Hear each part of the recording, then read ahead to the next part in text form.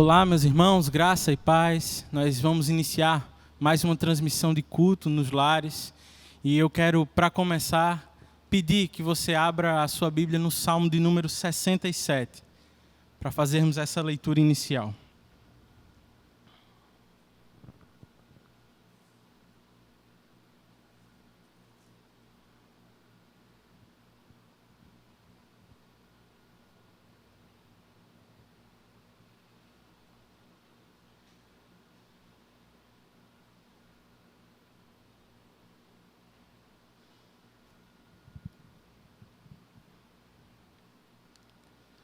Leiamos. Que Deus tenha misericórdia de nós e nos abençoe, e faça resplandecer o seu rosto sobre nós, para que sejam conhecidos na terra os teus caminhos, ó Deus, a tua salvação entre todas as nações. Louvem-te os povos, ó Deus, louvem-te todos os povos. Exultem e cantem de alegria as nações, pois governas os povos com justiça e guias as nações na terra. Louvem-te os povos, ó Deus, louvem-te todos os povos. Que a terra dê a sua colheita e Deus, o nosso Deus, nos abençoe. Que Deus nos abençoe e o temam todos os confins da terra. Senhor, nós queremos te agradecer por esse dia. Queremos te agradecer pelo privilégio de sermos o teu povo. Nós queremos guardar este dia, adorando o teu santo nome, e queremos proclamá-lo para que todas as nações o conheçam. Nos ajuda nesse momento a te adorar de forma adequada. Sabemos que somos pecadores e por isso precisamos de ti. Auxilia-nos nesse momento, em nossas casas, com as nossas famílias. É isso que nós te pedimos em nome de Jesus. Amém. Cantemos ao Senhor.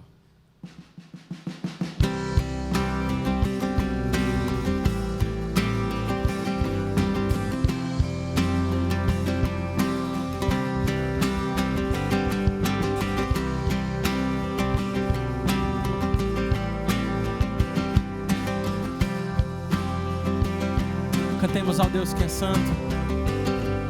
Santo, santo, santo, Deus onipotente, louvam nossas vozes, teu nome com fervor. Santo, santo, santo, justo e compassivo,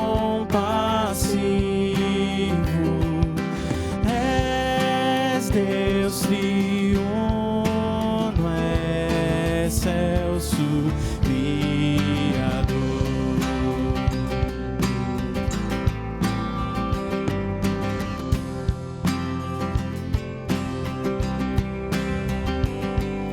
Santo, santo, santo, nossos pecadores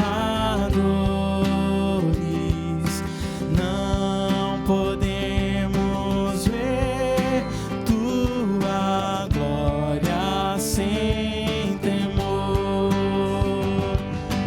Tu somente és santo, só tu és perfeito, Deus soberano, imenso em teu amor.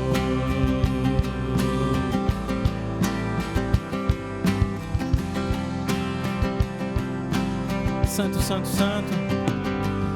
Santo, santo, santo, todos os remidos, juntos com os anjos, proclamam teu louvor. Antes de formar-se o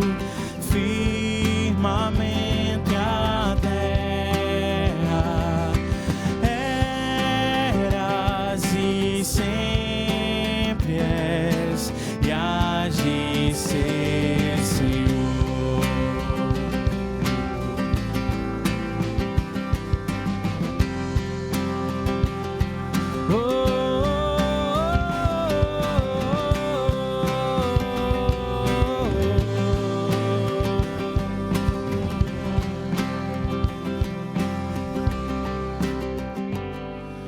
Santo, Santo, Santo, Deus onipotente,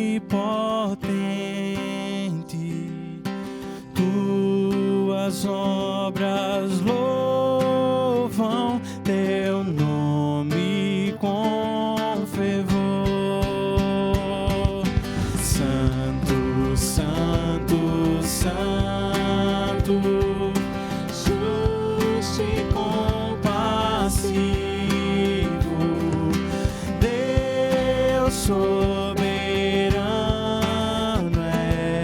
excelso, Criador. Deus soberano, excelso, Criador.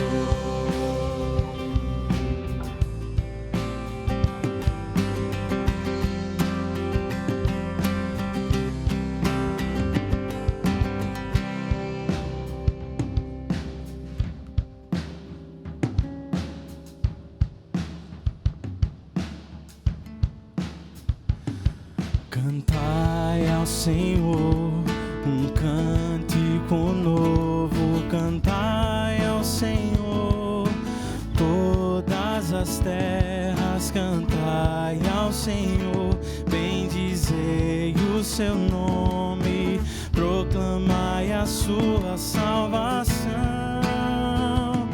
anunciai entre as nações a sua glória, entre todos os povos as suas maravilhas, porque grande é o Senhor e muito digno de ser louvado, mais temível do que falsos deuses.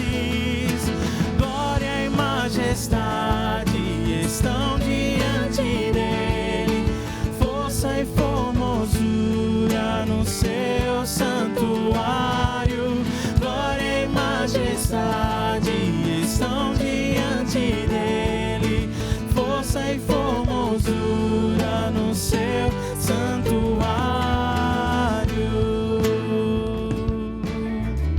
Cantai ao Senhor, cantai ao Senhor um cântico novo, cantai ao Senhor todas as terras, cantai ao Senhor, bendizei o seu nome, proclamai a sua salvação,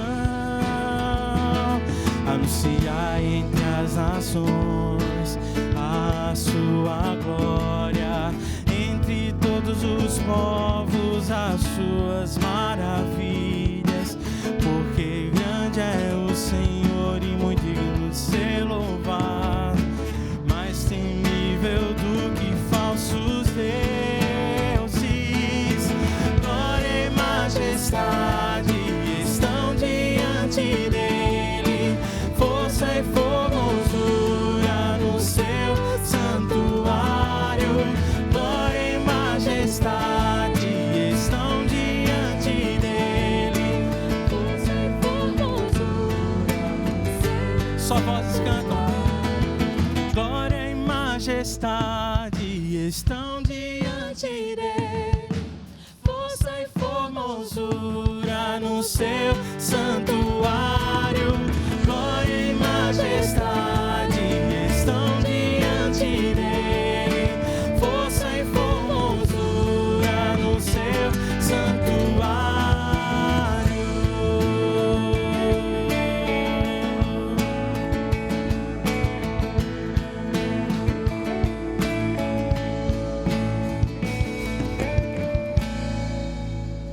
Glórias ao Senhor. Prometido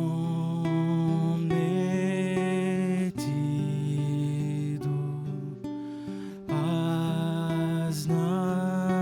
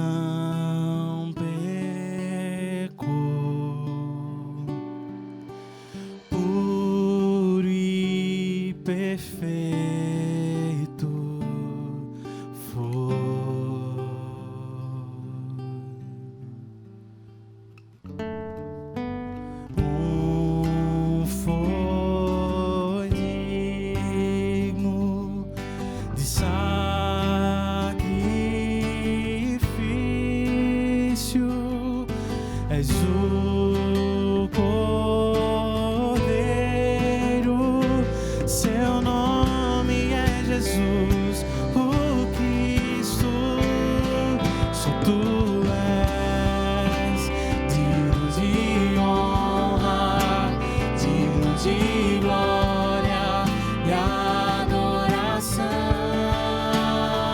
Só tu és digno de honra, digno de glória e adoração.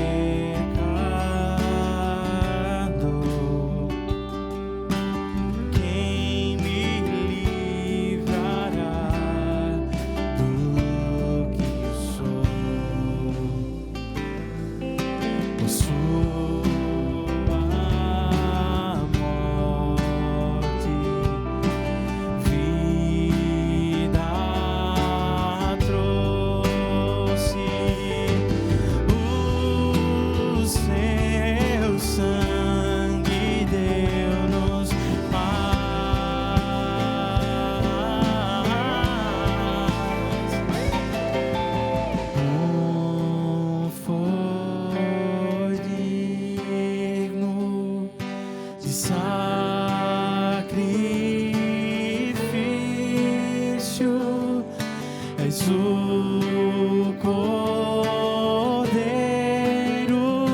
seu nome é Jesus, o Cristo, só tu és digno de honra, digno de glória e adoração. Só tu és digno de honra, digno de glória e adoração. Só tu és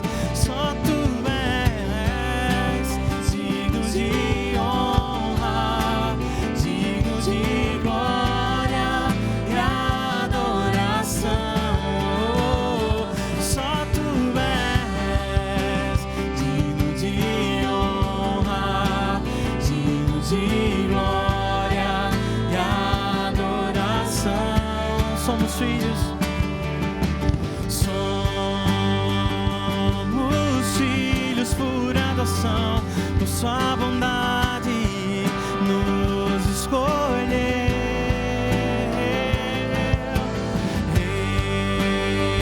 Reconciliados somos lá na cruz, herdeiros somos do seu reino. Somos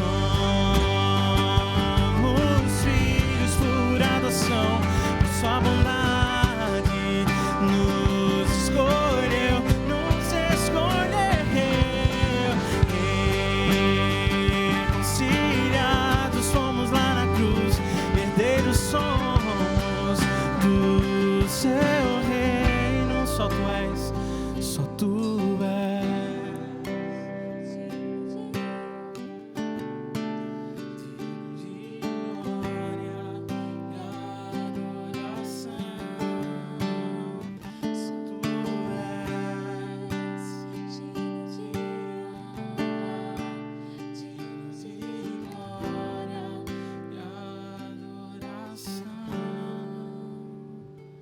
Eu convido a orar nesse instante, a fazer a sua oração de confissão.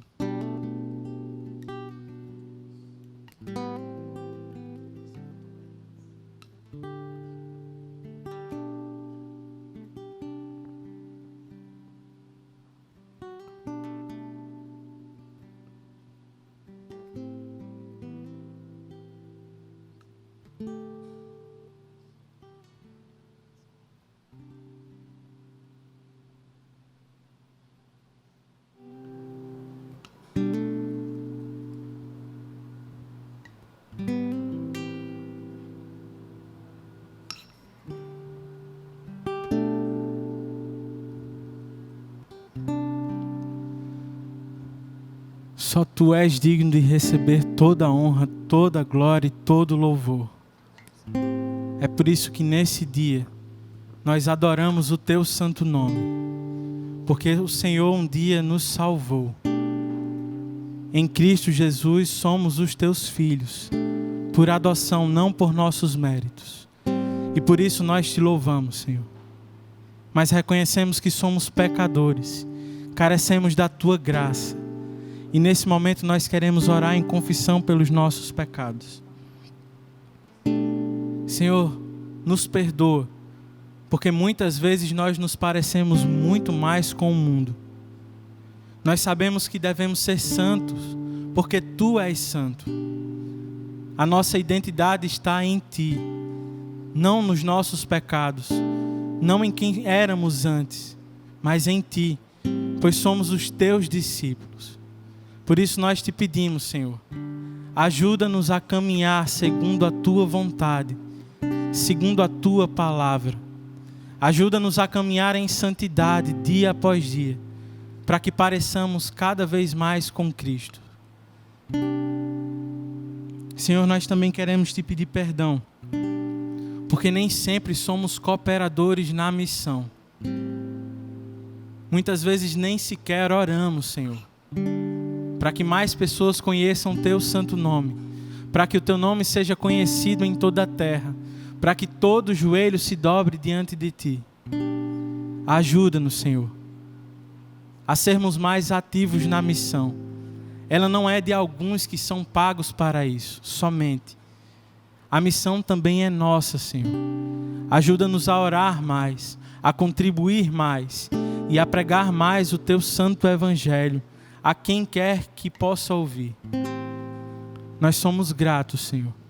Somos gratos por Cristo e porque nele temos perdão dos nossos pecados. É no nome dele que oramos nesse momento. Amém. Meus queridos irmãos, graça e paz, que bom estarmos novamente aqui juntos para adorar, louvar e engrandecer o nome do nosso Deus. Espero que você esteja bem, a sua família, a sua casa. E eu convido você agora a fechar os seus olhos, curvar a sua cabeça e fazer uma oração, colocando diante de Deus os seus agradecimentos, como também as petições, na certeza que a vontade de Deus será cumprida em nossas vidas. E sabendo que Deus ele tem o melhor para cada um de nós. Oremos nesse momento. Senhor nosso Deus e Pai, a Tua palavra nos diz, como acabamos de ler, que o Senhor possa ter misericórdia de nós, que o Senhor possa nos abençoar, que o Senhor faça resplandecer o Teu rosto sobre nós. Ó Pai, muito obrigado, Senhor, pelas bênçãos que diariamente são derramadas em nossas vidas. Obrigado, ó Deus, pelas pequenas coisas que acontecem no nosso dia a dia, que demonstram, ó Pai, os Teus cuidados, a Tua graça, a Tua misericórdia, o Teu amor. Ó Deus, louvado seja o Teu santo nome, Pai. E nós queremos, Senhor, agradecer a Ti também, pelos Teus cuidados, ó Deus, com as famílias da nossa igreja. Obrigado, Senhor, pelo fato de estar sustentando, ó Pai, cada família, por estar suprindo as necessidades, ó Deus, por estar, ó Deus, derramando das Tuas mais ricas bênçãos, Senhor. Continua, ó Deus, abençoando, continua, ó Deus, protegendo, continua, ó Deus, derramando do Teu amor, ó Pai, nas famílias da nossa igreja, Pai. E que em breve, ó Deus, todos nós possamos estar juntos, presencialmente, ó Deus, aqui em Tua casa, louvando e exaltando o Teu santo nome. Queremos também, Senhor, agradecer a Ti pelos irmãos Naldo e Zezé. Eles estiveram bem doentes, ó Deus, mas graças a Ti, ó Deus, eles estão em recuperação. Continua cuidando, ó Deus, dos Teus filhos.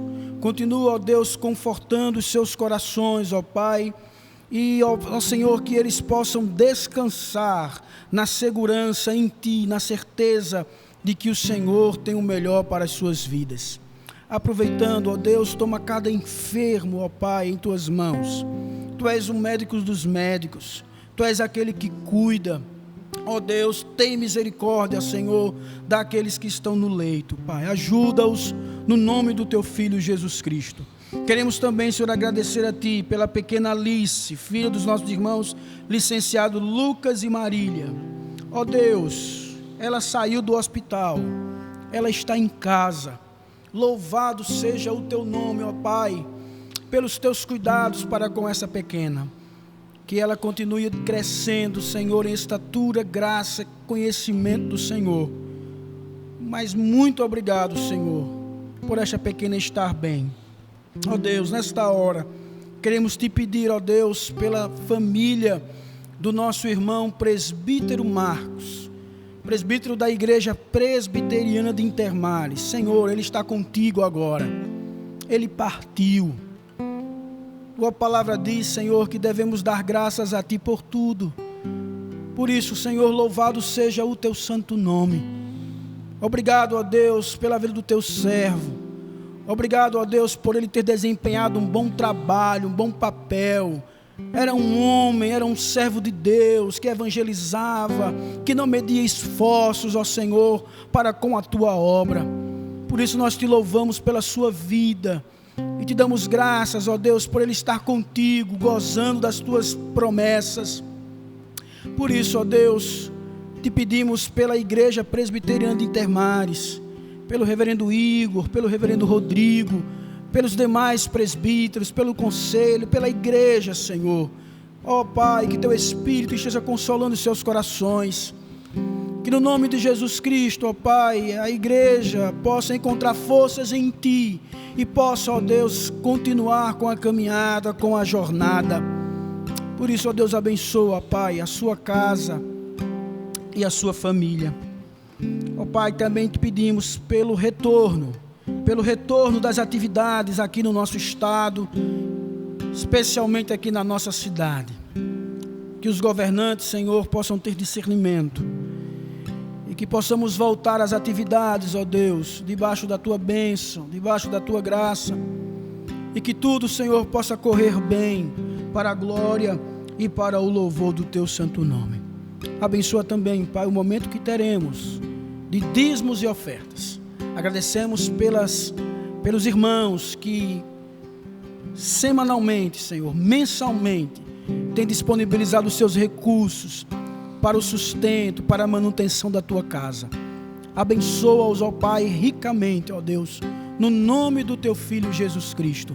É assim que oramos, Senhor, gratos a Ti, no nome de Jesus Cristo. Amém.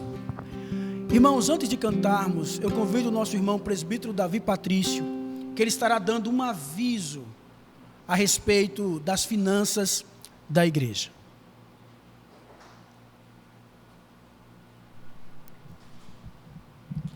Graça e paz, irmãos, tudo bom? Estou aqui alegre por estar aqui pisando aqui na igreja, depois de 80 dias, estar participando aqui do culto e ao mesmo tempo morrendo de saudades de todos vocês e orando e crendo que logo, logo estaremos juntos aqui louvando, glorificando o nome do Senhor.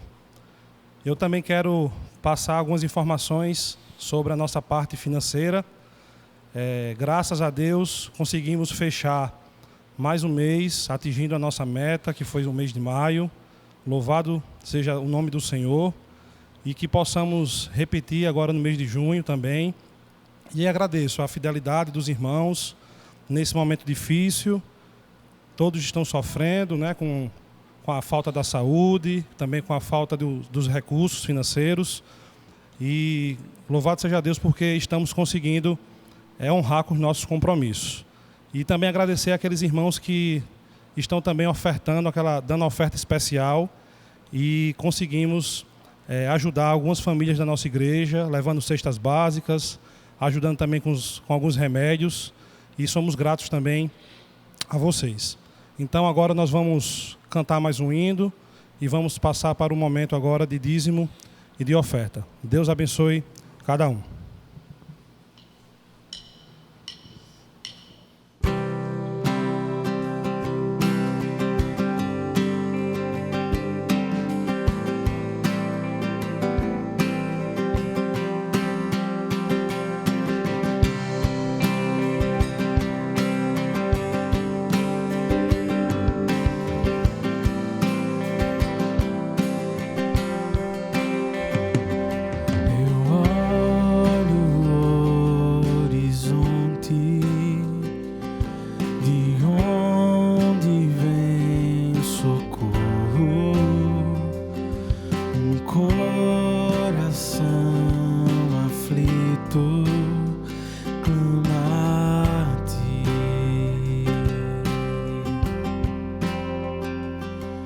circunstâncias mudam, futuro tão incerto, as guerras me invadem, o sono tarda a chegar.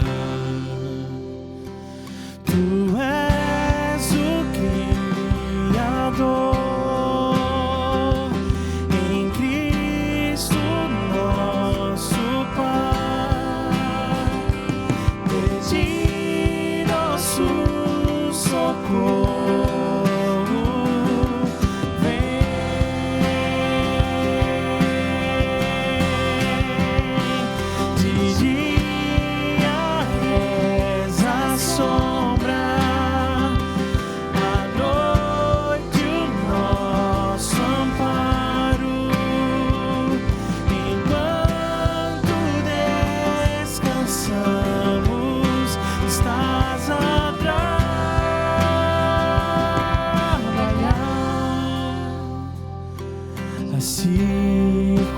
Circunstâncias mudam, futuro tão incerto, as guerras me invadem, o sono tarda a chegar. Tu és o Criador.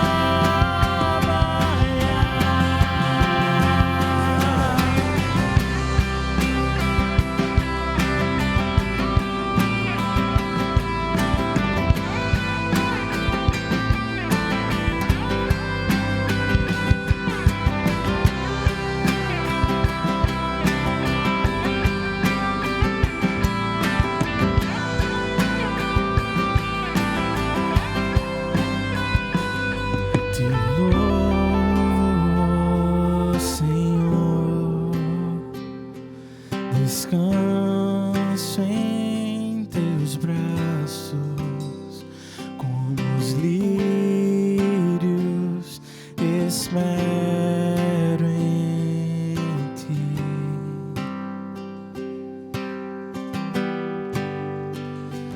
Te louvo, ó Senhor, descanso em teus braços, como os lírios, espero em ti. Eu espero em ti. Te louvo, ó Senhor, descanso em teus braços, como os lírios, espero em ti.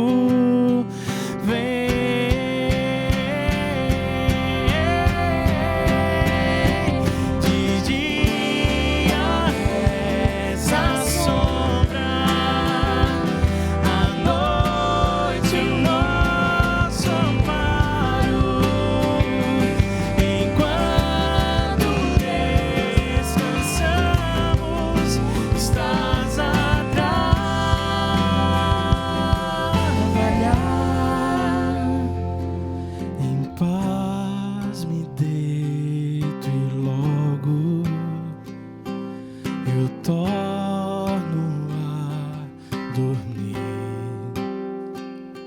A minha segurança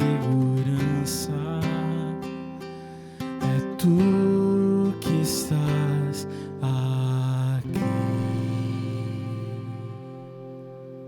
A graça e a paz do Senhor Jesus Cristo, meus irmãos.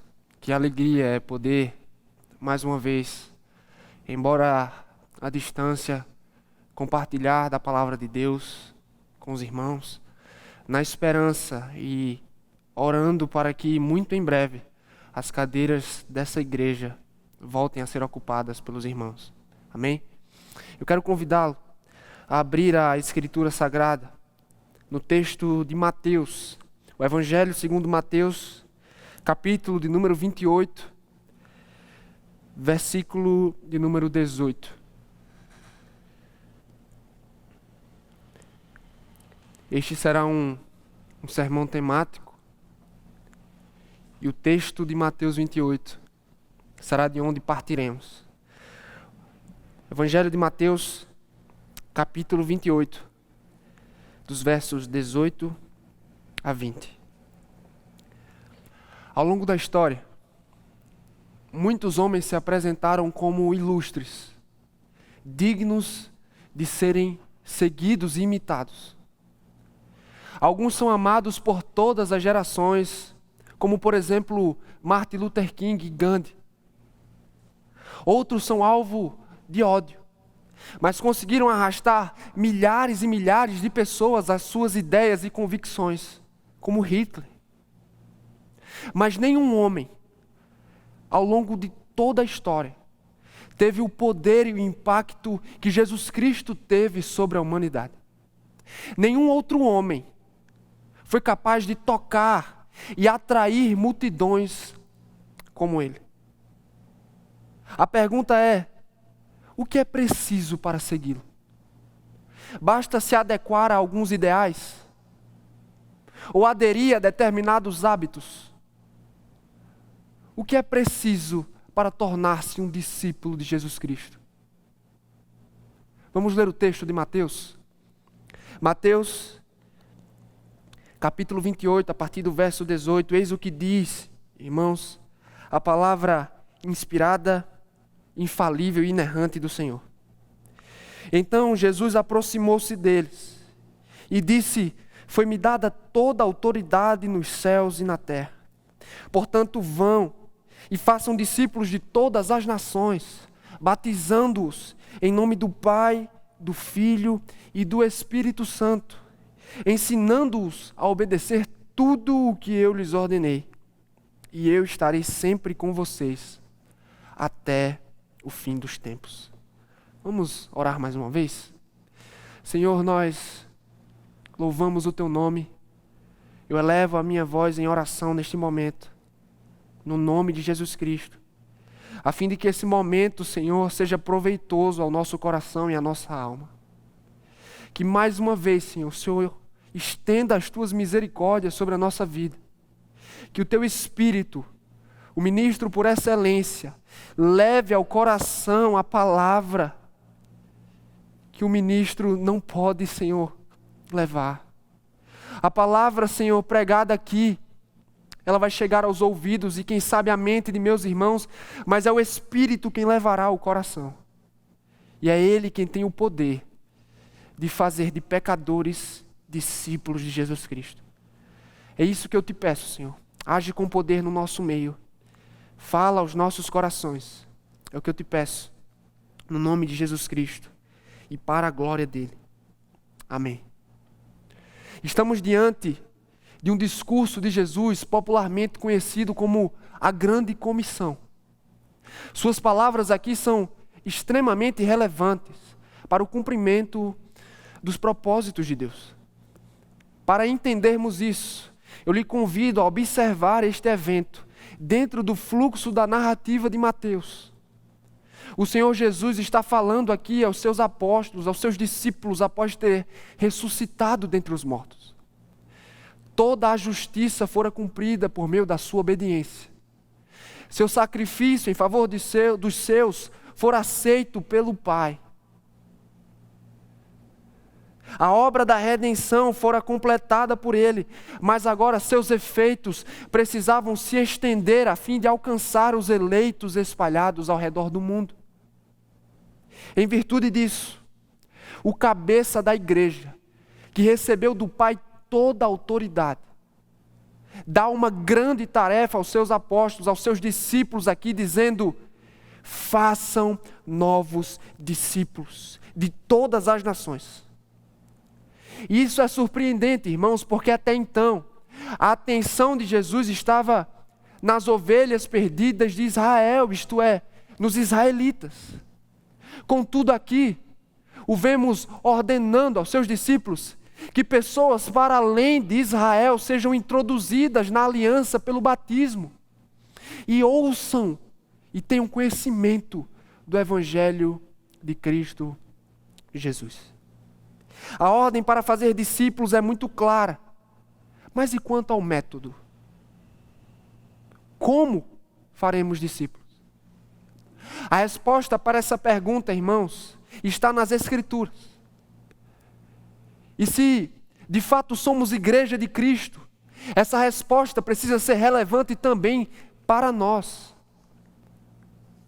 Por isso precisamos nos perguntar: como surge um discípulo de Cristo?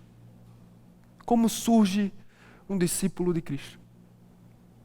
De acordo com as Escrituras Sagradas, no sermão de hoje eu vou apresentar 4 respostas.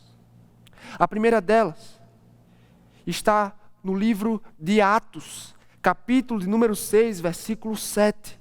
Como surge um discípulo? De acordo com Atos, pela proclamação da palavra.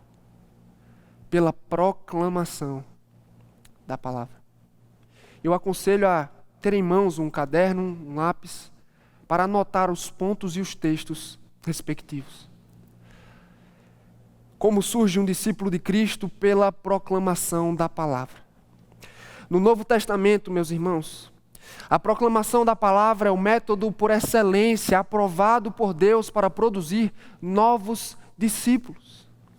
No livro de Atos, por exemplo, não encontramos os apóstolos, muito menos a igreja, fazendo uso de outros métodos ou técnicas além da pregação. Eis o que diz o texto de Atos, capítulo 6, versículo 7. Assim, a palavra de Deus se espalhava, crescia rapidamente o número de discípulos em Jerusalém.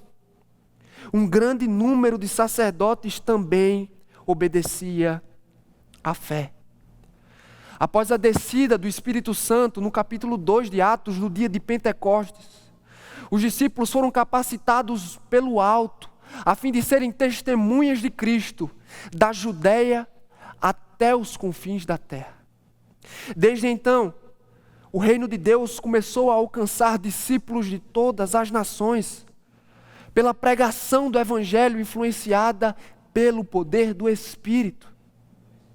É o que acontece em Atos 2, quando Pedro se levanta, prega, e 3.000 pessoas são convertidas e batizadas naquele dia. É também o que encontramos aqui no verso 7 do capítulo 6. À medida que a palavra circulava em Jerusalém, vemos crescer o número de discípulos, inclusive entre o grupo dos sacerdotes. E por palavra aqui, irmãos, no texto, entenda o Evangelho de Jesus Cristo. Ao longo de toda a narrativa de Atos, vamos perceber a relação inseparável entre a proclamação da palavra, isto é, entre o anúncio do Evangelho e o crescimento no número de discípulos. Em um outro texto de Atos, capítulo 14, versículo 21, você não precisa abrir, eu vou ler. Encontramos o seguinte: eles, Paulo e Barnabé, pregaram as boas novas naquela cidade e fizeram muitos discípulos. Você percebe, esse padrão se repete ao longo de toda a narrativa. Mais do que isso, ele permanece para além dela. A condição para ser salvo é ouvir a palavra. E no texto que lemos no início de Mateus é muito claro Jesus Cristo deixando dizendo que o ensino é uma condição fundamental. É preciso ouvir a respeito dele. É preciso que o Evangelho seja comunicado. De acordo com o Novo Testamento, cristãos precisam se envolver na tarefa da pregação, seja ela pública e formal, de púlpito ou informal. Novos discípulos são frutos da ação do Espírito através da proclamação da palavra.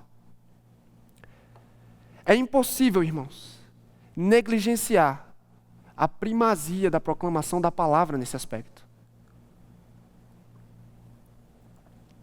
Discípulos são forjados debaixo da pregação fiel das Escrituras. Portanto, para o nosso progresso e desenvolvimento no discipulado, precisamos fazer parte de uma igreja comprometida com a pregação das Escrituras. João Calvino colocou bem ao dizer que uma igreja fiel é reconhecida pela pregação da palavra e pela fiel administração dos sacramentos. Em toda a tradição reformada, a proclamação das Escrituras recebe prioridade. E em tempos onde a igreja vive uma crise de identidade, tentando se adaptar e se contextualizar a fim de tornar-se um ambiente agradável para os homens, precisamos redescobrir a relevância da pregação para o nosso desenvolvimento enquanto corpo e discípulos de Cristo. Por qual razão, irmãos? Porque quando a palavra é pregada, é Deus quem está falando à igreja. Cristo atua pela boca do ministro, disse Calvino, de tal modo que deseja que a boca do ministro seja reconhecida como sua boca, e seus lábios como os lábios de Cristo. Ou seja, quando eles falam por sua boca e declaram fielmente sua palavra. É o que diz também Paulo quando escreveu aos Coríntios: portanto, somos embaixadores de Cristo. Como se Deus estivesse fazendo seu apelo por nosso intermédio. Se desejamos ouvir com frequência a voz de Deus e sermos alimentados pela palavra, precisamos nos certificar do compromisso da igreja com a pregação da palavra de Cristo. Pregação expositiva, por exemplo, irmãos, é um bom sinal. A igreja tem necessidade de todo o conselho de Deus. Se já temos essa bênção, louvemos a Deus por isso, irmãos. Louvemos a Deus pelo fato de estarmos debaixo do cuidado de ministros e oficiais que põem em aberto a Bíblia diante de nós. Se esse não é o seu caso, procure uma igreja cujo pastor e oficiais sejam homens zelosos e comprometidos com a pregação da sã doutrina. Afinal, verdadeiros discípulos nascem da pregação e são alimentados e desenvolvidos por meio dela também. Também é sábio, irmãos, que as igrejas ensinem e preparem os seus discípulos para fazerem o mesmo. Não foi o que Jesus fez com os 12, ou o que Paulo fez com Timóteo. De fato, há necessidade de nos colocarmos debaixo do ministério da palavra, público e formal. Contudo, se desejamos que a nossa comunidade saiba manejar as Escrituras e proclamá-la, a instrução doutrinária não pode ser negligenciada. Eu mencionei pouco a pregação informal do Evangelho, o evangelismo, por exemplo, até aqui. Mas o farei com mais detalhes à frente, mas pense comigo. Para que cristãos estejam aptos a também contribuir na obra de fazer discípulos, eles precisam estar aptos a comunicar o conteúdo fundamental das Escrituras, bem como suas doutrinas basilares. Oficiais, por exemplo, precisam se envolver no ensino e na instrução das suas ovelhas. Afinal de contas, a Escritura os chama para tal. O Evangelho precisa ser ensinado com tanta clareza, de modo que os nossos membros estejam aptos a reproduzi-lo para além de nossas paredes.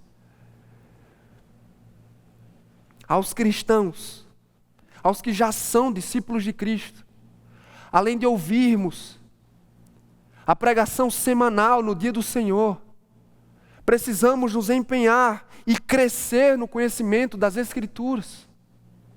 Não é à toa que ela está cheia de imperativos, como por exemplo, crescei na graça e no conhecimento de Jesus Cristo.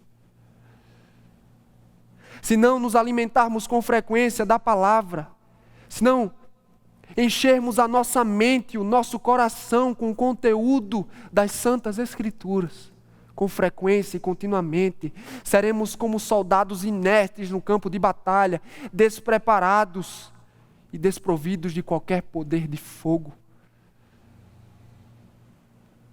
Com a graça de Deus, meu irmão, lute pelo hábito da leitura diária e continuada das Escrituras.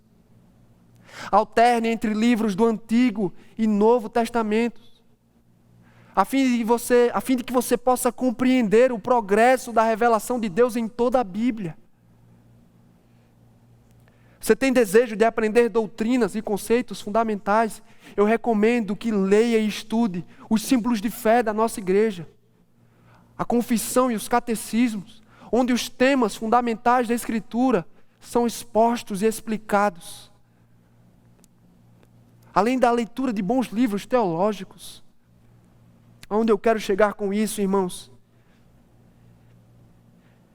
Esses são conselhos que, se seguidos com diligência, nos acrescentarão e nos farão aptos a contribuir com aqueles que estão na linha de frente,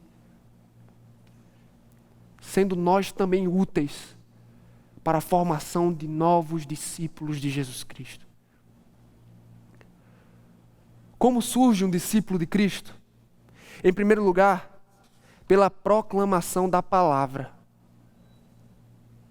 Em segundo lugar, irmãos, um discípulo de Cristo surge pela ação do Espírito Santo. E eu quero que você vá comigo agora para o Evangelho segundo João, capítulo de número 3, a partir do versículo de número 1. Evangelho de João, capítulo 3, verso 1 a 8. A resposta que encontramos aqui, como surge um discípulo de Cristo? Pela ação do Espírito Santo. As palavras de Jesus aqui neste texto, irmãos, descrevem exatamente como nasce um filho de Deus ou um discípulo seu. Diferente da concepção da época, na qual o relacionamento com Deus dependia da rigidez religiosa e do pertencimento a uma etnia, Jesus Cristo revela a esse mestre da lei ignorante que para entrar no reino dos céus é necessário uma obra sobrenatural do Espírito Santo do Senhor no coração do homem. Após as palavras iniciais de Nicodemos, Jesus trata de fechar as portas do seu reino para ele. Os métodos naturais conhecidos não eram suficientes. Era preciso uma obra do alto. Era preciso algo mais. E é por isso, no versículo 3, o autor registra, em resposta, Jesus declarou: digo-lhe a verdade. Ninguém pode ver o reino de Deus se não nascer de novo. A expressão nascer de novo deve ser entendida por nascer do alto. Isto é, nascer de Deus. Em outras palavras, Jesus está dizendo que para ser introduzido no povo e no reino de Cristo, é preciso algo mais do que reforma, mudança de hábito, transformações morais ou de comportamento. Ele precisa de uma profunda mudança no coração, na vontade e no caráter. E só Deus pode fazê-lo. E de fato isso é perturbador. É por isso que Nicodemos pergunta no verso 4, como pode alguém nascer sendo velho? É claro que não pode entrar pela segunda vez no ventre de sua mãe e renascer. Parece até ridícula, irmãos, uma pergunta dessas, vinda de um mestre na lei. Mas é inevitável a confusão na mente de qualquer pecador. É por isso que Jesus o responde mais uma vez, versículo de número 5, digo-lhe a verdade. Ninguém pode entrar no reino de Deus se não nascer da água e do Espírito. O que nasce da carne é carne, mas o que nasce do Espírito é Espírito. Para esclarecer a questão, Jesus faz uso de uma linguagem com a qual aquele fariseu estava familiarizado. Primeiro, ele se utiliza dos rituais de purificação dos judeus, assim como a lavagem de água simbolizava a remoção da impureza. Assim o Espírito precisa lavar e remover a imundície do coração do homem. Por meio dos profetas, irmãos, Deus havia prometido o dia em que removeria o coração de carne endurecido, rebelde, e colocaria no lugar um coração de carne. Mais do que isso, ele faria o Espírito habitar nos seus, levando-os assim a andar e permanecer nos seus caminhos. É exatamente sobre essa transformação sobrenatural que Jesus menciona aqui. É preciso uma intervenção do alto para que o homem abandone as obras do pecado e volte-se para Deus. O princípio fundamental ensinado por Jesus a Nicodemos aqui é: um filho de Deus, um discípulo de Cristo, não surge pela mera conformação externa à vontade de Deus. Pelo contrário, é necessário que o Espírito o conforme no coração internamente a Deus e a sua lei. Antes da obediência, vem a regeneração. É imprescindível, ao ponto de Jesus repetir mais uma vez no verso 7, não se surpreenda pelo fato de eu ter dito, é necessário que vocês nasçam de novo. E para que ficasse claro, para aquele judeu que até então pensava poder conquistar o favor de Deus por suas próprias obras, Jesus conclui dizendo no verso 8, o vento sopra onde quer, você o escuta, mas não pode dizer de onde vem, nem para onde vai. Assim acontece com todos os nascidos do Espírito. O que Jesus está dizendo é: a obra do Espírito não pode ser controlada pelo homem. Assim como o vento e sua direção estão para além de seu alcance, assim também a obra do Espírito no coração, soberana, incompreensível e misteriosa. Nela, o homem é passivo e Deus é ativo. E isso vale para cada um de nós. A tendência do homem natural é depender de si mesmo, ser responsável por suas decisões e escolhas. Contudo, no reino dos céus a regra é diferente. Somente o Senhor pode introduzir discípulos no seu reino. Ou seja, somente Ele tem o poder de fazer nova uma pessoa, uma nova criatura, um nascido de Deus. Portanto, é preciso que fique claro, ninguém se torna um filho de Deus, muito menos um discípulo de seu filho, se não nascer de novo pelas mãos do Espírito. Você percebe como isso é muito diferente de uma mudança de comportamento, ou da mera adesão dos hábitos de uma comunidade. O discipulado não pode ser encarado como uma transformação moral ou uma reforma de comportamento. Os fariseus do tempo de Jesus se confiavam na observância da lei, na regularidade com a qual participavam dos cultos e da observância de seus ritos. Contudo, o que aqueles homens ouviram de Jesus é o seguinte: hipócritas, assim são vocês. Por fora parecem justos, mas por dentro estão cheios de hipocrisia e maldade. Trazendo esse princípio para os nossos dias, frequentar a igreja não faz de você um discípulo, meu irmão. Ouvir sermões expositivos, por melhor que seja, não faz de você um discípulo. Ter amigos cristãos ou usar jargões evangélicos também não. Manter um hábito diário de orações também não. Em nada você encontrará proveito. Essas atividades, elas não têm proveito algum se o Espírito não visitar o seu coração e conceder a ele vida do alto. Porque em Adão, nosso coração foi contaminado por toda sorte de impureza e iniquidade, de sorte que nele suas inclinações, seus desejos são perversos, são contrários a Deus e estão em inimizade com Ele. Toda a inclinação dos pensamentos do homem natural, sem Deus, são perversos e cheios de maldade. É preciso que Deus lance luz sobre as trevas de nossa alma. É preciso que o Espírito venha com seu lavar regenerador e purifique o nosso coração da iniquidade e nos conceda novo coração capaz de amar e se submeter à lei de Deus e sua vontade.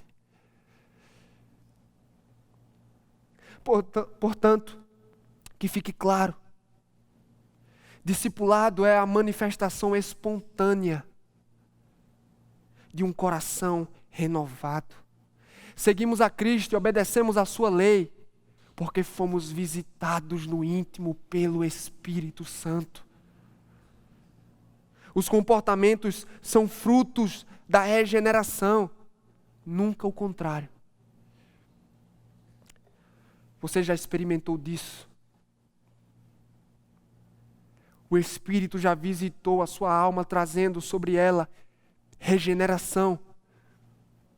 O Espírito já converteu o teu coração. Talvez a sua dúvida seja: como ter certeza se de fato fui transformado por Ele?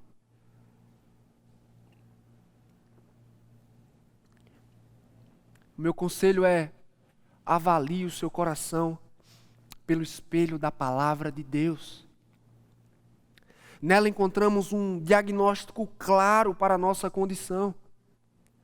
O apóstolo João, por exemplo, escrevendo a sua primeira carta, disse: todo aquele que é nascido de Deus não pratica o pecado, porque a semente de Deus permanece nele. Ele não pode estar no pecado, porque é nascido de Deus. O que João está dizendo aqui é que aquele que nasceu de novo no Espírito não vive pecando, ou seja, ele não permanece e persevera na prática do pecado sem temor. Além do mais, um nascido de Deus, um discípulo verdadeiro, é aquele que tem lutado para atender às demandas de Jesus Cristo nas Escrituras, os seus duros convites, como tomar a cruz e amá-lo acima de tudo e de todos. É também uma pessoa que tem cultivado uma mentalidade espiritual e crescido na devoção ao Senhor. Você consegue enxergar esses frutos em si? Ou quem sabe alguns outros? E seus irmãos na fé conseguem? Os de fora, quem sabe? Em suma, precisamos avaliar a nossa vida pelo referencial das Escrituras. E isso com frequência.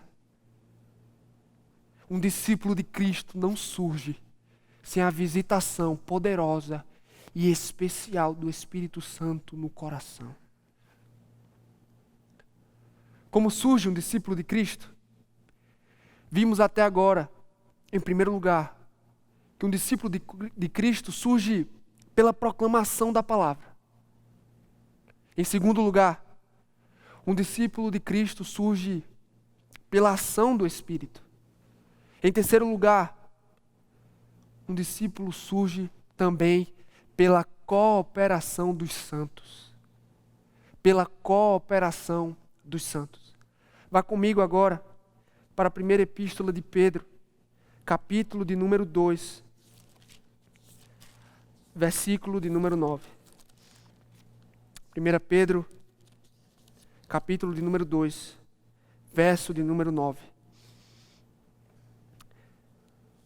Se Deus, em sua soberania, é o protagonista na obra de fazer discípulos, precisamos nos perguntar qual é então a nossa parte. Será que aqueles que já são povo de Deus têm algo a contribuir nessa gloriosa missão? O texto de 1 Pedro nos oferece uma resposta teológica. Isto é, o texto nos oferece a função da igreja na missão segundo o próprio Deus. A partir do verso 9, o apóstolo Pedro diz: vocês, porém, são geração eleita, sacerdócio real, nação santa, povo exclusivo de Deus, para anunciar as grandezas daquele que o chamou das trevas para a sua maravilhosa luz. Se por um lado Pedro o afirma anteriormente, o Evangelho de Cristo é pedra de tropeço para os incrédulos, para a igreja ele traz grandes implicações. Você está familiarizado com a linguagem que o apóstolo usa aqui? Pois é, ele está usando as mesmas descrições que foram usadas para Israel no Antigo Testamento e as aplicando à igreja. Ela, a igreja, a semelhança de Israel, fora escolhida pela graça soberana de Deus. Ela também fora separada do meio dos povos para refletir o caráter e a santidade de Deus ao andar em novidade de vida. Além disso, a igreja é o povo de Deus, ou seja, está em aliança com o Senhor e pertence exclusivamente a Ele. Eu deixei por fim o termo sacerdócio real, pois esse termo tem grandes implicações para nós hoje. No Antigo Testamento, o ofício sacerdotal, ele estava restrito a uma única tribo, a de Levi. Basicamente, a função do sacerdote era oferecer sacrifícios em favor do povo, instruí-lo e interceder pelo mesmo. No Novo Testamento, na Nova Aliança, Jesus Cristo, como nosso sumo sacerdote, desempenha com perfeição todas essas funções para a nossa salvação e para a nossa contínua preservação.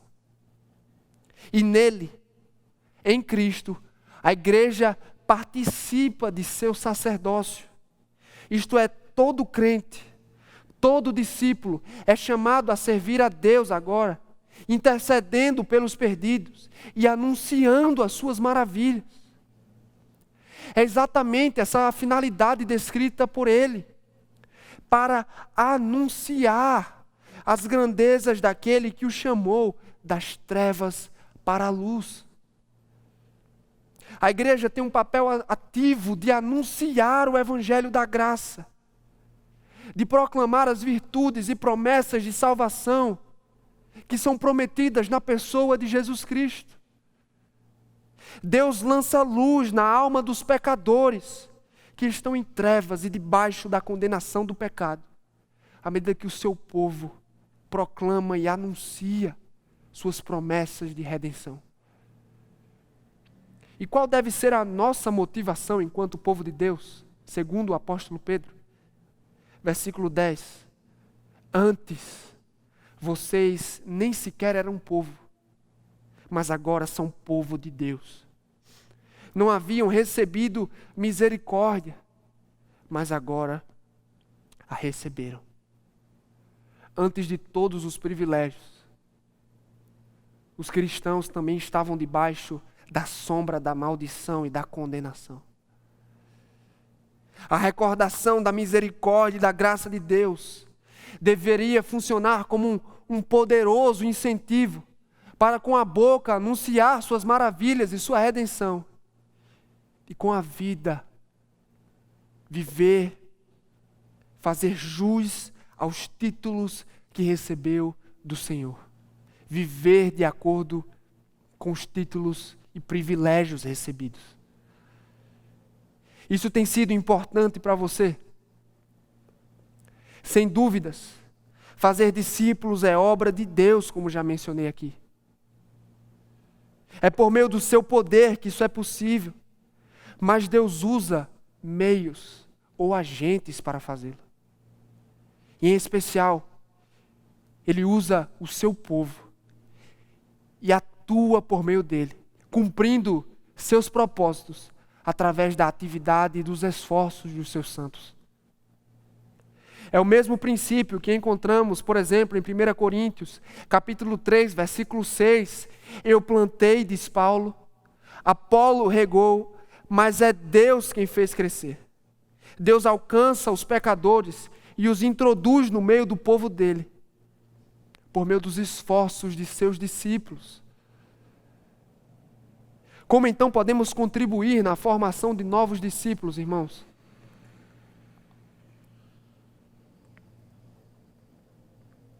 Em primeiro lugar, quando a igreja desenvolve com excelência as funções e privilégios que recebeu do Senhor.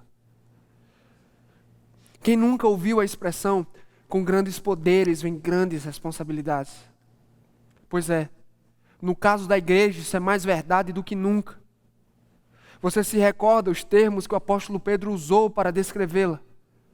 Pois bem, isso implica dizer que temos muito trabalho a fazer, irmãos.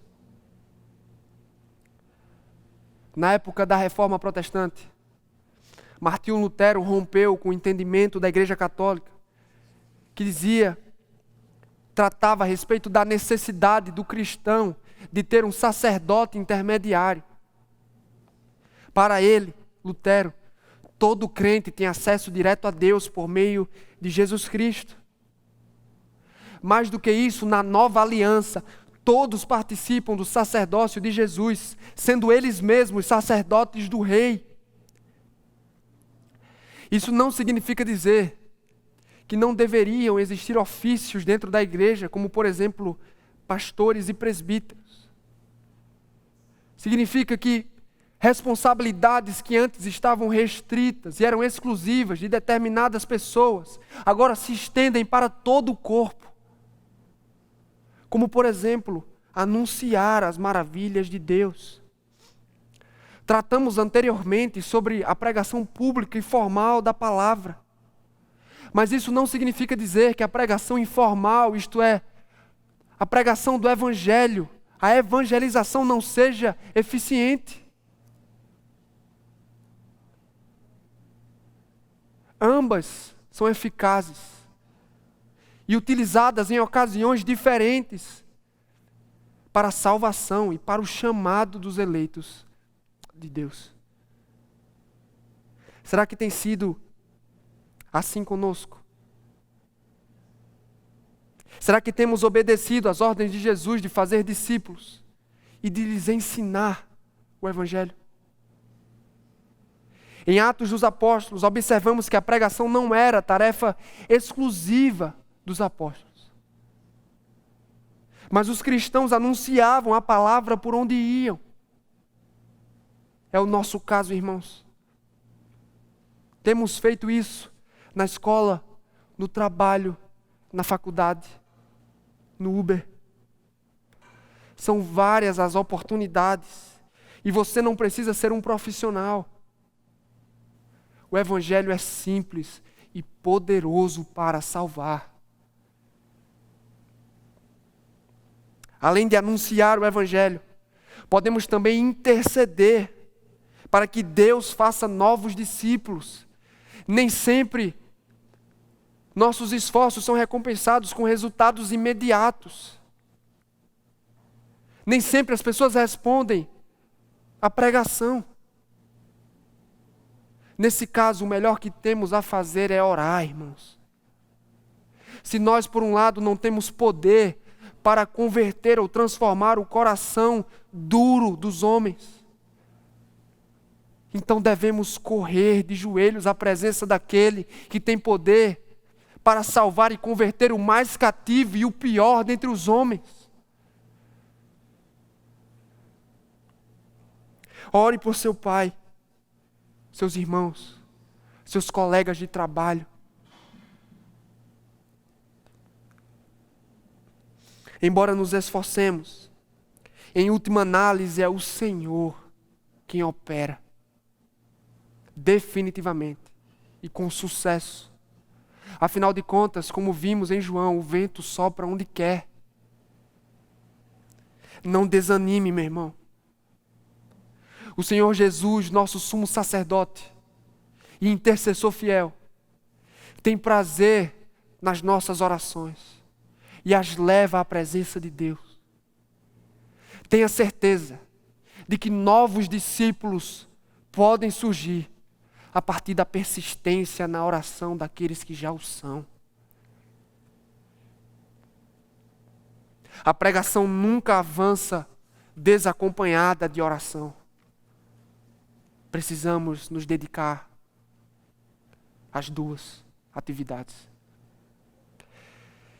Discípulos, além disso, irmãos, também cooperam com Deus quando vivem de modo coerente. Quando Pedro faz uso do termo nação santa, ele está sugerindo que a igreja é um povo separado do mundo, separado para pertencer a Deus e andar em novidade de vida. A implicação de ser santo no Antigo Testamento era fazer separação entre o imundo e o limpo. Repousa sobre nós hoje a mesma responsabilidade, irmãos. Não podemos nos misturar com o mundo. Não é à toa que Jesus usa termos para a igreja como luz do mundo e sal da terra. E diz ainda: assim brilhe a luz de vocês diante dos homens, para que vejam as suas obras e glorifiquem ao Pai que está nos céus. Muitos debatem sobre como a igreja pode ser relevante nos dias de hoje. Como nossa mensagem pode ser bem recebida. A resposta das Escrituras é: se a igreja deseja ser relevante, ela precisa viver com coerência e em obediência. Em outras palavras, se a igreja deseja ser relevante diante dos homens, ela precisa ser santa e piedosa, viver de acordo com o que prega. De nada adianta discutirmos sobre contextualização, se o Evangelho não está impregnado nas nossas palavras, pensamentos e comportamentos.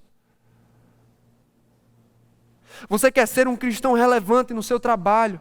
Você quer ver o Evangelho alcançar as cadeiras da sua faculdade? Meu irmão, minha irmã, viva uma vida diante da face de Deus.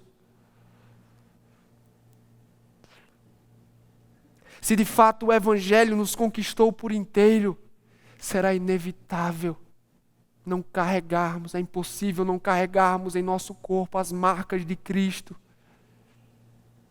Abracemos nossa identidade, estejamos conscientes de nossas funções, a fim de sermos discípulos úteis na formação de novos discípulos de Cristo. Como surge um discípulo de Cristo, irmãos? Vimos em primeiro lugar que pela proclamação da palavra. Em segundo lugar, pela ação do Espírito Santo. Em terceiro, pela cooperação dos santos. Por fim, em quarto lugar, um discípulo de Cristo surge pela santificação progressiva. Um discípulo de Cristo surge pela santificação progressiva. Eu quero que você volte comigo para a epístola de Paulo aos Filipenses, capítulo de número 3, versículo de número 12. Epístola de Paulo aos Filipenses, capítulo 3, do verso 12 ao verso 14.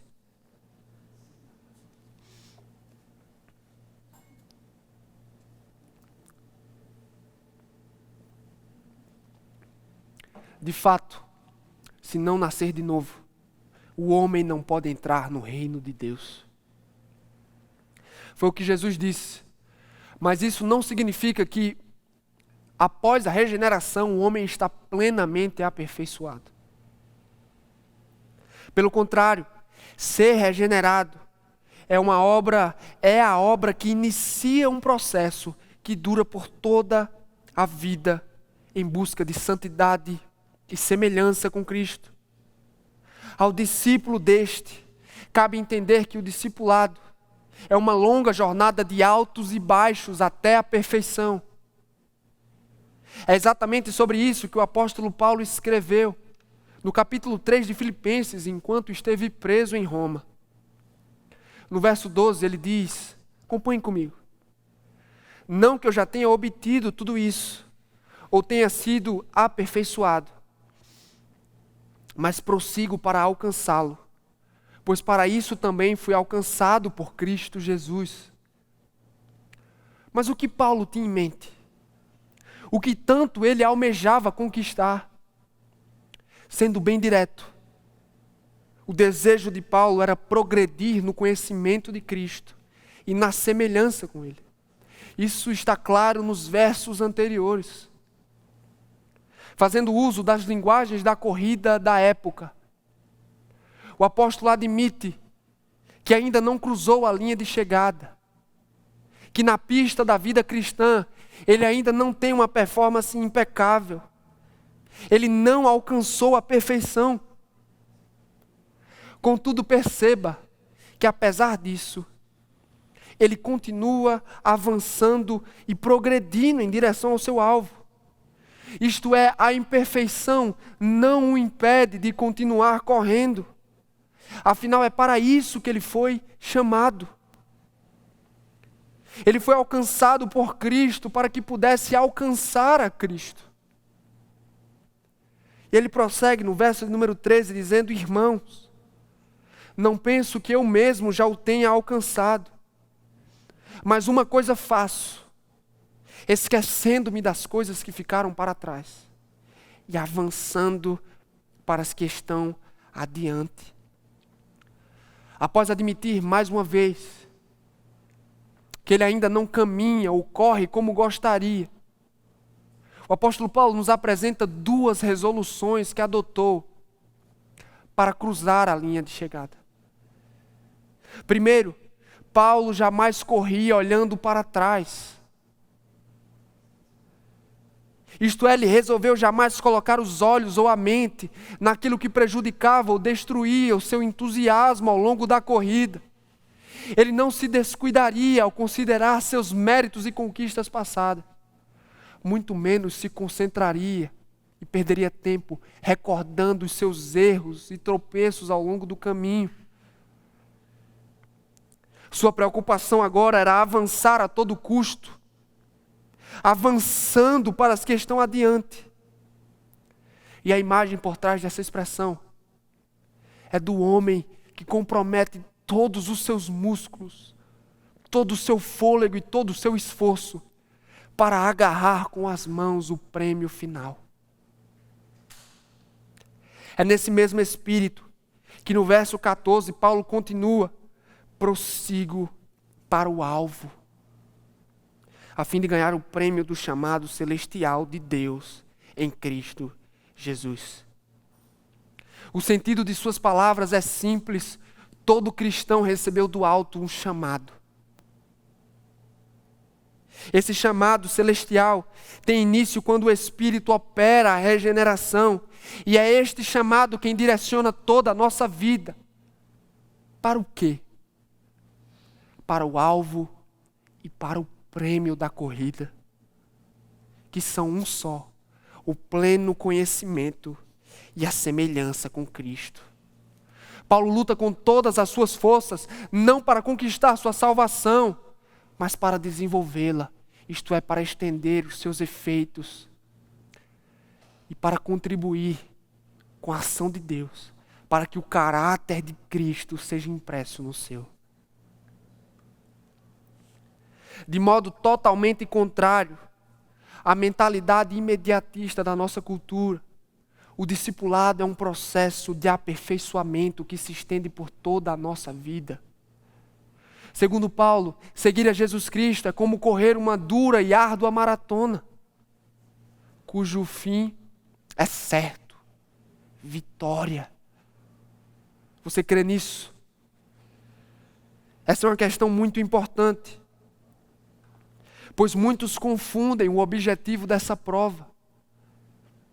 Portanto, certifique-se de estar correndo pelo motivo correto.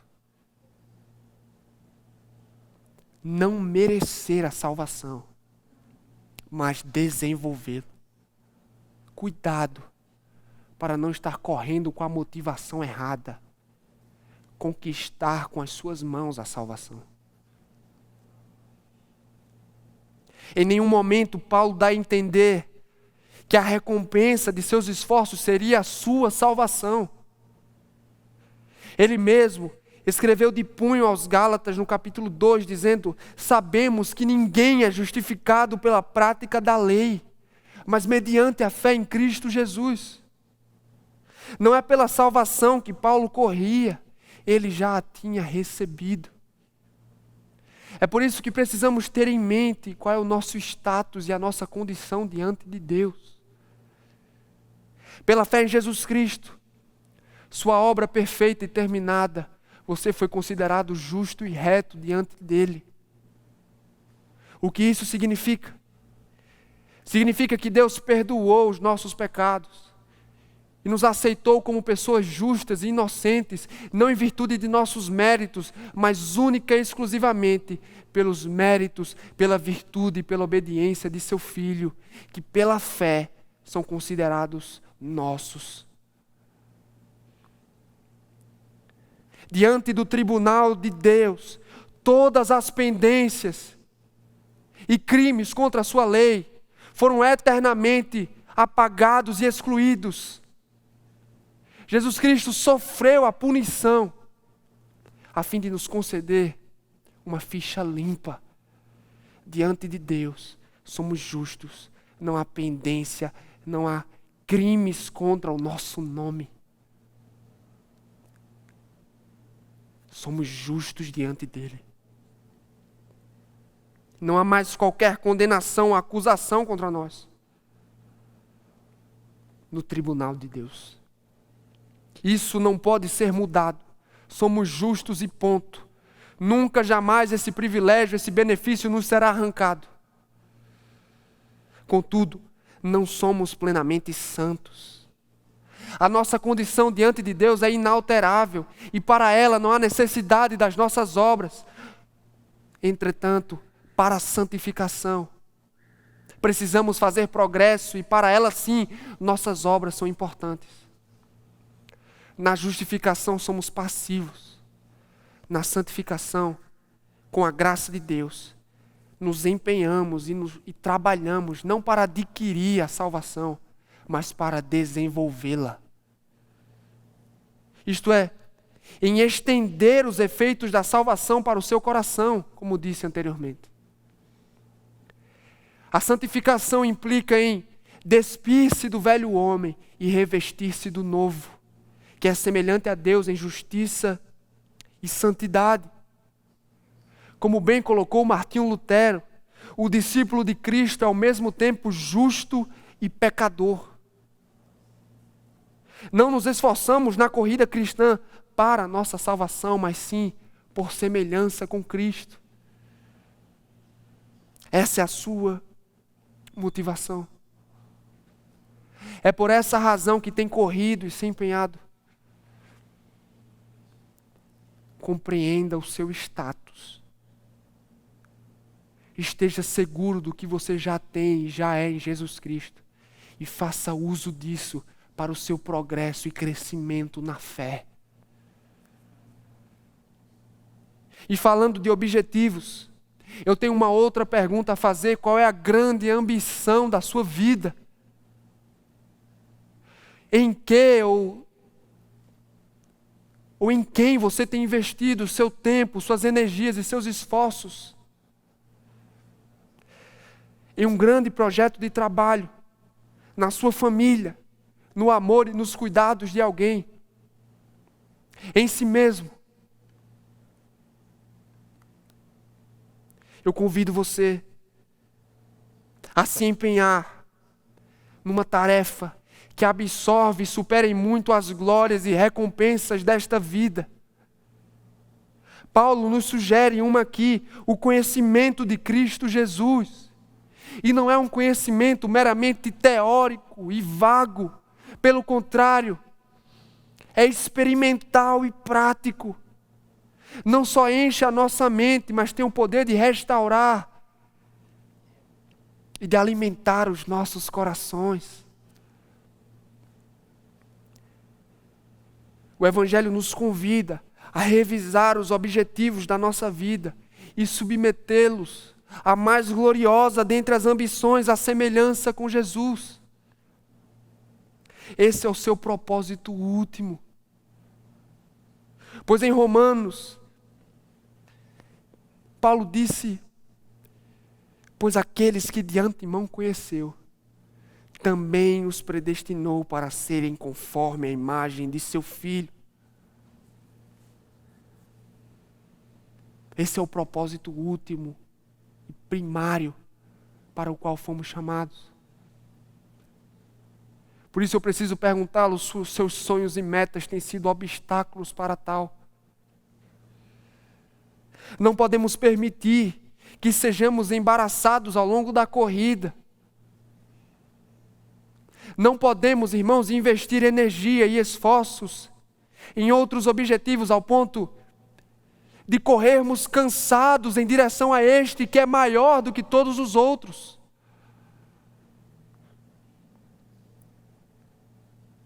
Não podemos nos esquecer de que somos discípulos e imitadores de Cristo. Assim como para Paulo, Jesus Cristo tornou-se lucro e mais valioso do que tudo. Que sejamos tomados por essa ambição santa da mesma forma.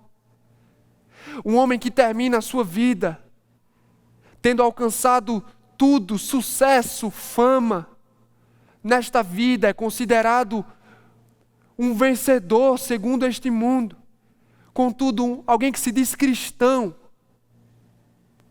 que conquistou todas as coisas e construiu para si impérios, mas que não fez progresso algum no conhecimento e na graça de Cristo, é um fracasso espiritual. É hora de reorientar nossos objetivos. Não estou dizendo que devemos abandonar o que estamos fazendo, não. Mas que devemos nos empenhar de corpo e alma, de nos comprometermos com esta ambição santa, de depositarmos os nossos esforços nisso. Esta não é uma corrida, irmãos, por outro lado, onde dependemos das próprias pernas. Ou seja, Deus está em nosso favor. É por isso que, estando consciente da nossa imperfeição, da nossa inconstância, Ele acalenta o nosso coração com suas promessas poderosas. Ao longo do discipulado, precisamos combater o desânimo com as garantias de vitória nas Escrituras. O percurso nem sempre será atravessado com confiança. Cairemos. Os erros do passado nos assombrarão ao ponto de gritarmos como Paulo: eu sou o pior dentre os homens, o pior dentre os pecadores. Em busca de progresso visível, nem sempre estaremos felizes com a nossa vida, com a forma com a qual temos vivido. Por isso, saiba, um aprendiz de Cristo é feito com paciência e perseverança. Não seremos perfeitos de um dia para o outro. O que fazer então para combater o desânimo? Recorde o seu coração quanto às promessas de vitória. O brado das Escrituras é: nenhum filho de Deus ficará pelo caminho. Deus terminará o seu trabalho em cada um de nós. Todos os santos serão apresentados perfeitos e sem mácula diante dele. Até lá, tenhamos paciência. Perceba o progresso que já teve e louve a Deus por isso. Você já não é mais o mesmo. Embora sejamos todos diferentes quanto à velocidade da passada da nossa caminhada. Uns são mais fortes, outros são mais fracos. Uns ingerem alimento sólido, outros ainda estão no leite. Contudo, a promessa das Escrituras é: todos os santos, todos os discípulos serão apresentados naquele dia em perfeição. Jesus Cristo, pelo seu Espírito, livrará completamente a sua noiva de todas as manchas e rugas. Ele enxugará a lágrima de seus olhos e nas bodas do Cordeiro sua noiva estará impecável. Acalentemos o coração com as promessas de vitória. Já somos vitoriosos em Jesus Cristo. O resultado final já foi decretado. O nosso Rei vence. E com ele somos vitoriosos sobre o pecado, suas influências, para todo sempre. Aguardemos por isso com fé no coração, irmãos, na certeza de que muito em breve experimentaremos dessa graça. Qual é o homem digno de ser seguido?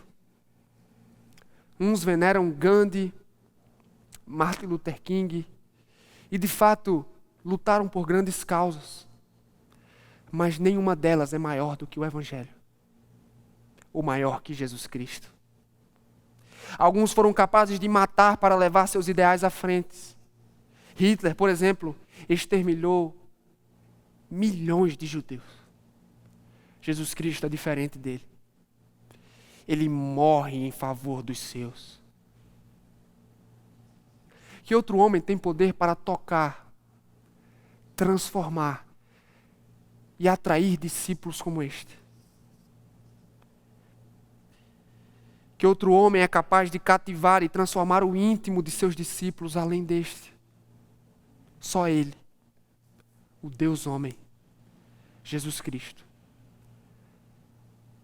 Sigamos a Cristo e sejamos úteis no seu reino para a formação de novos discípulos, para a glória de seu nome. Pense sobre o que você acabou de ouvir. Ore ao Senhor. Reflita por um momento.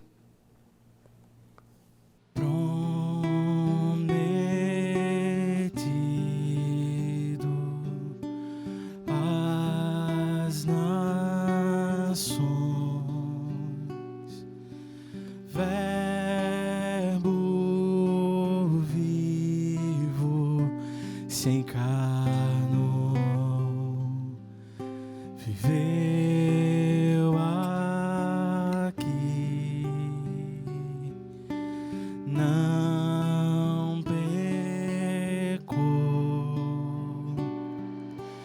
puro e perfeito foi.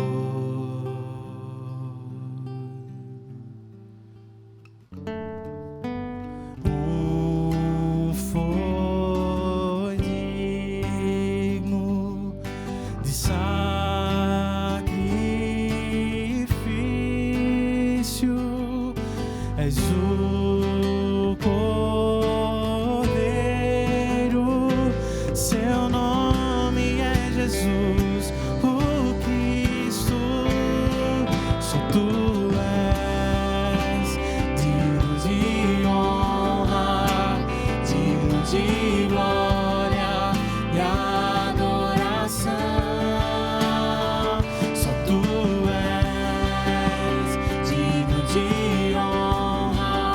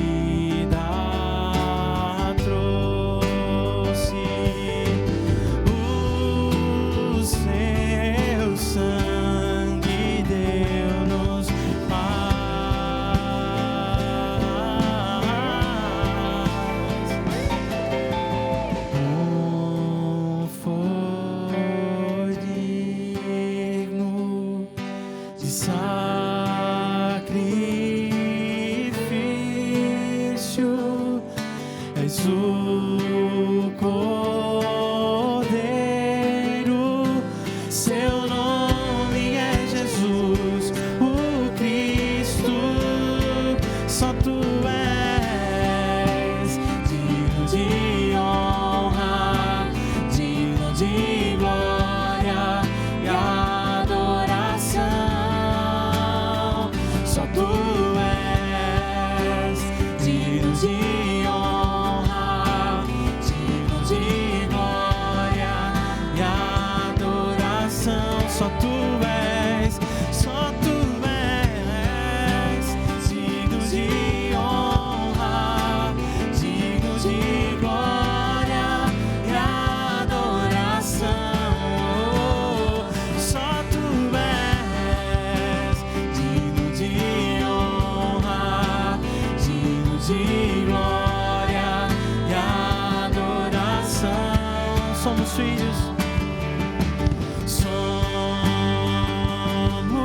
filhos por adoção, por sua bondade nos escolheu.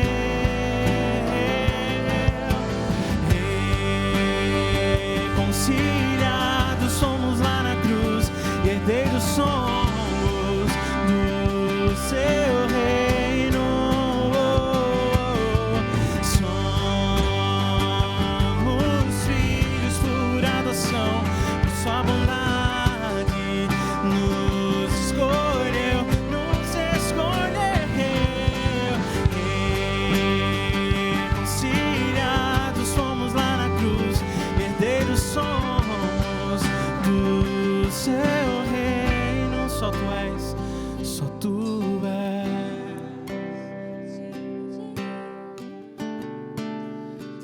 De glória e adoração. Só tu és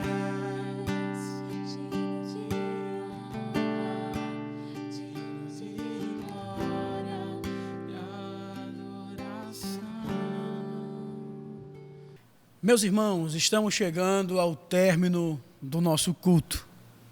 Que bom ouvirmos a palavra do nosso Deus, ouvir a sua voz falando aos nossos corações e nos levando a meditar em sua palavra e buscar vivê-la de modo digno do Evangelho de Cristo Jesus. Eu convido você e a sua família a observar as perguntas que estão na descrição e possa refletir e possa orar a Deus, louvando e exaltando o seu santo nome. Convido você a fazer uma oração de agradecimento por este culto e pedindo a bênção do Senhor para esta semana. Oremos. Ó Deus, nós te louvamos, nós te somos gratos, Pai, por este culto que prestamos a Ti. Muito obrigado, Senhor, pela oportunidade de poder cantar ao Senhor, de poder expressar por meio dos louvores tudo o que o Senhor tem feito pelas nossas vidas. Muito obrigado, ó Deus, pelas orações, onde o Senhor recebeu de maneira graciosa as nossas petições e irá atender, ó Deus, de acordo com a Tua vontade. Ó Senhor, a palavra pregada pelo Teu servo seminarista João, que falou profundamente ao nosso coração, Pai, nos ajude para que possamos vivê-la e praticá-la para a glória e para o louvor do Teu santo nome. Ó Deus, nos abençoe, Pai, nesta semana. Que esta semana possamos, ó Senhor, nos aproximar mais e mais de Ti. Cuida de nós, Senhor. Continua derramando da Tua graça, do Teu amor, ó Deus, das Tuas misericórdias e do Teu perdão, Pai. É assim que oramos, Senhor, gratos a Ti, no nome do Teu Filho Jesus Cristo, este que vive e reina para todos sempre.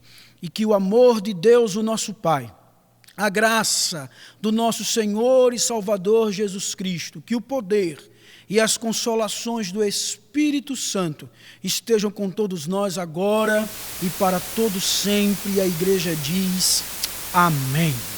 Que Deus nos abençoe, meus irmãos. Um forte abraço e fiquem na paz.